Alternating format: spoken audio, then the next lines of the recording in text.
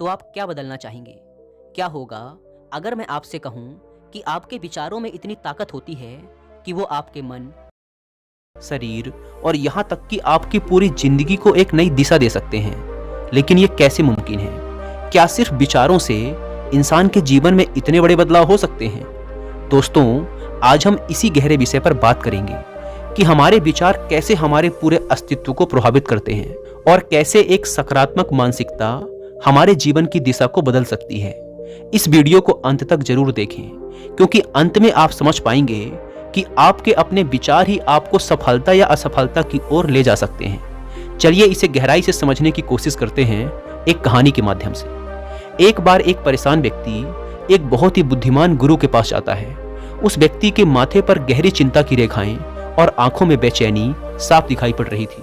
उसने कहा, गुरुदेव, मैं अपने हालातों से बहुत परेशान हूँ। मेरा मन अशांत रहता है और मैं अक्सर खुद को हालातों का गुलाम महसूस करता हूँ। मैंने कई लोगों से सुना है कि विचारों में असीम शक्ति होती है। ये किसी भी इंसान की जिंदगी को पूरी तरह से बदल सकते हैं।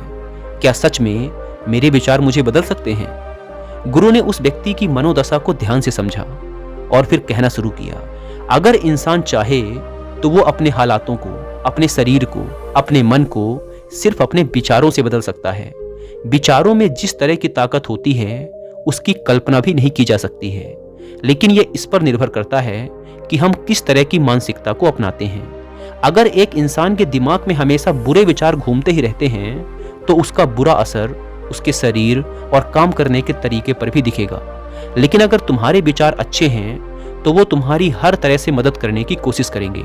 हर आदमी के शरीर का सबसे शक्तिशाली हिस्सा होता है उसका दिमाग।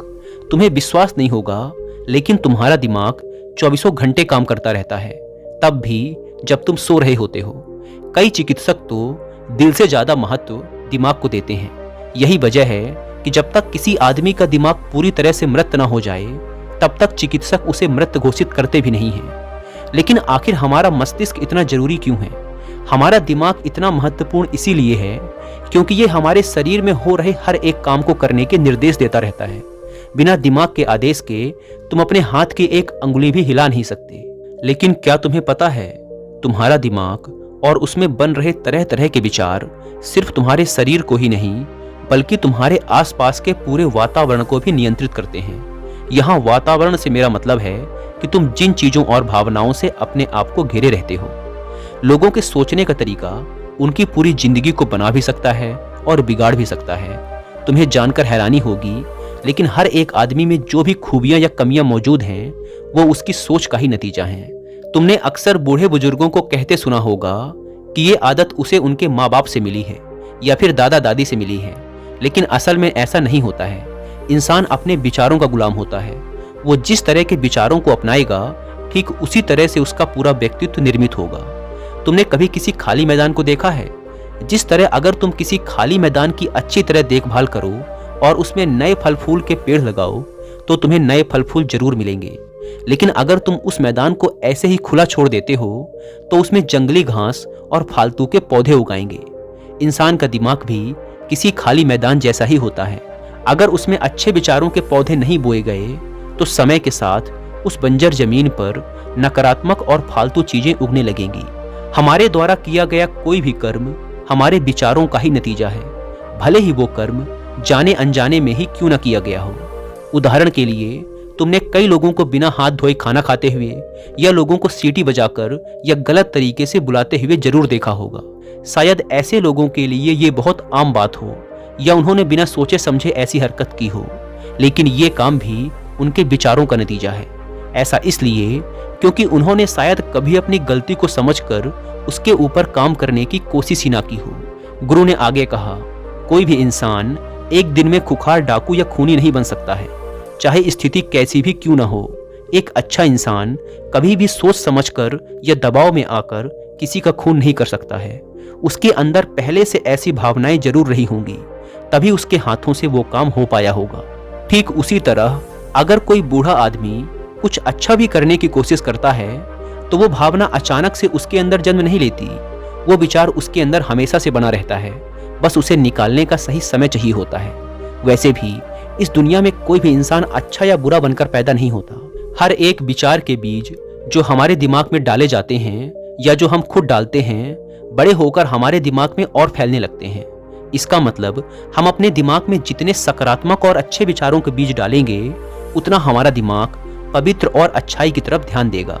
लेकिन हम जितना ज़्यादा अपने दिमाग में नकारात्मक सोच और बुरी बातों के बीज डालेंगे, उतना ज़्यादा हम अपने आप को बुरा बनाते चले जाएंगे और एक समय के बाद हम शायद खुद से नजरें भी ना मिला पाएं।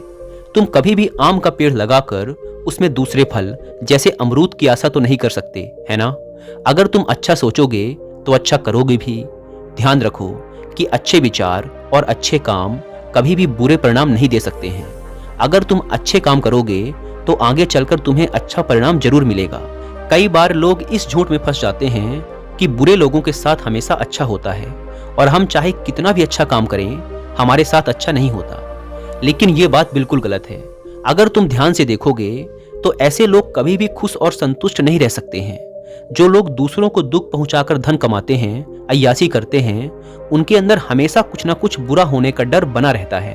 उदाहरण के लिए, अगर एक व्यापारी ज्यादा पैसा बचाने के चक्कर में अपने कर्मचारियों को ठीक से वेतन नहीं दे रहा है, तब वही पैसा उसके पास जरूरत के वक्त पर कभी नहीं रहेगा। कामयाब इंसान हमेशा वही होता है जिसकी नीयत साफ हो। व्यक्ति ने कहा, गुरुदेव, मैं समझ गया कि हमारे विचार हमारे चरित्र और उससे पैदा होने वाली परिस्थितियों के लिए जिम्मेदार हैं, लेकिन हम अपने चरित्र या परिस्थितियों को कैसे बदल सकते हैं?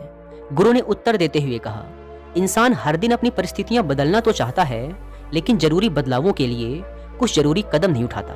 ध्यान रखो, जब तक तुम कुछ नहीं बदलोगे तब तक कुछ नहीं बदलेगा। आज अगर तुम सिर्फ बैठकर परेशान होते हो या सिर्फ सोचते रहते हो कि मुझे अच्छा काम चाहिए या अच्छा घर चाहिए, तो उसका कोई फायदा नहीं होगा। बस्ती में रहने वाला एक गरीब आदमी हमेशा अपने घर के आसपास को बेहतर बनाने के बारे में सोचता रहता है। वो सोचता है कि उसके आसपास का माहौल थोड़ा साफ सुथरा और अच्छा दिखाई दे, लेकिन वो अपने इस सपने को पूरा करने के लिए कोई काम नहीं करना चाहता, बल्कि जब भी उसके पास काम आता है तब वो उससे भागने की कोशिश करता है या उसे जल्दी जल्दी निपटाने की कोशिश करता है। चलो एक और उदाहरण से समझते हैं। एक बहुत ही अमीर आदमी का बहुत ज़्यादा वजन बढ़ गया, जिसके कारण उसे कई तरह की बीमारियां हो गई। वो अपनी सेहत ठीक करने के लिए बहुत सा धन चिकित्सकों और अस्पतालों में खर्च कर देता है, लेकिन वो ज़्यादा खाना नहीं छोड़ सकता, मीठा खाना नहीं छोड़ सकता। इस तरह के लोगों को ये समझना पड़ेगा कि सिर्फ मांगने से चीज़ें नहीं मिलती हैं। जब तक हम कोई कर्म नहीं करते, किसी चीज़ का त्याग नहीं करते, कुछ छोड़ते नहीं हैं, तब तक हमें परिणाम भी नहीं मिलेगा। यही कारण है कि लोग अक्सर दुख और तकलीफों से गुजरते हैं। दुख का मतलब ही है कि हमारे विचार सही दिशा में नहीं हैं और वो हमारे कर्म के साथ मेल नहीं खा रहे हैं।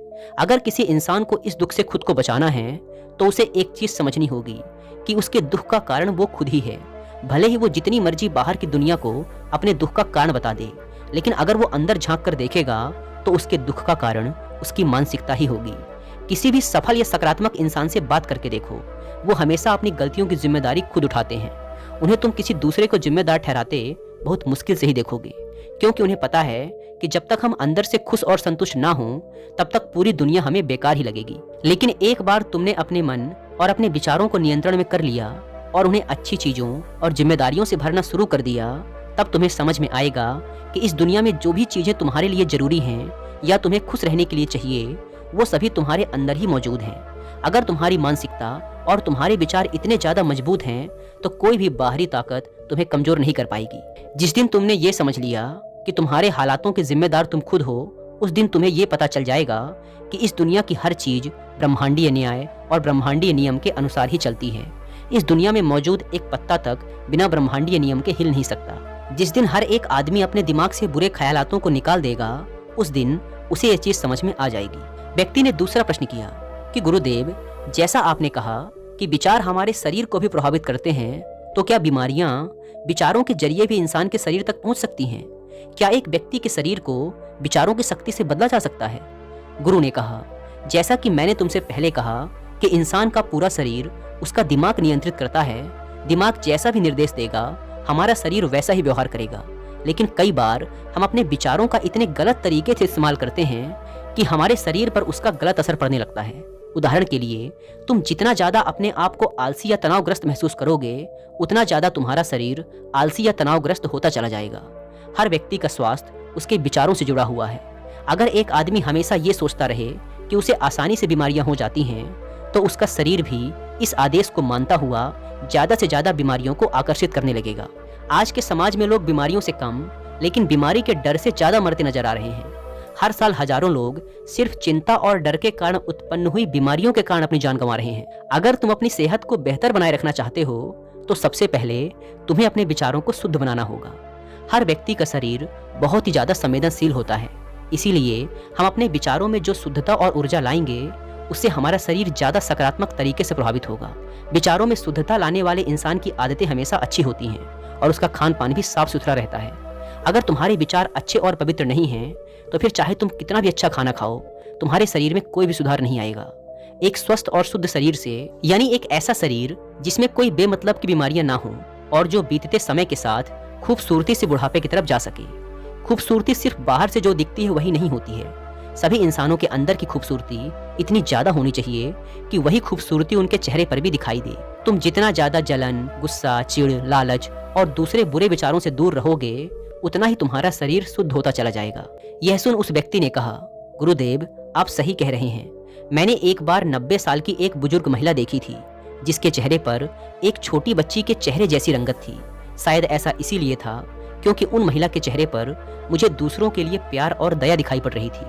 व्यक्ति ने आगे कहा, मैं एक बार एक कम उम्र के व्यक्ति से भी मिला था, लेकिन उसका ढलता हुआ चेहरा किसी बुजुर्ग से कम नहीं था। गुरु ने कहा, चेहरे की ये रंगत खोने के पीछे का मुख्य कारण है चिंता, गुस्सा और लालच। अक्सर वो चेहरा सबसे खूबसूरत नजर आता है जिसे खुलकर मुस्कुराना आता हो और जो हवा, पानी, सूरज का खुलकर आनंद लेना जानता हो। अगर तुम्हें सालों साल जवान दिखना है और खूबसूरती के साथ बूढ़ा होना है तो तुम भी अपने विचारों में शुद्धता लाओ।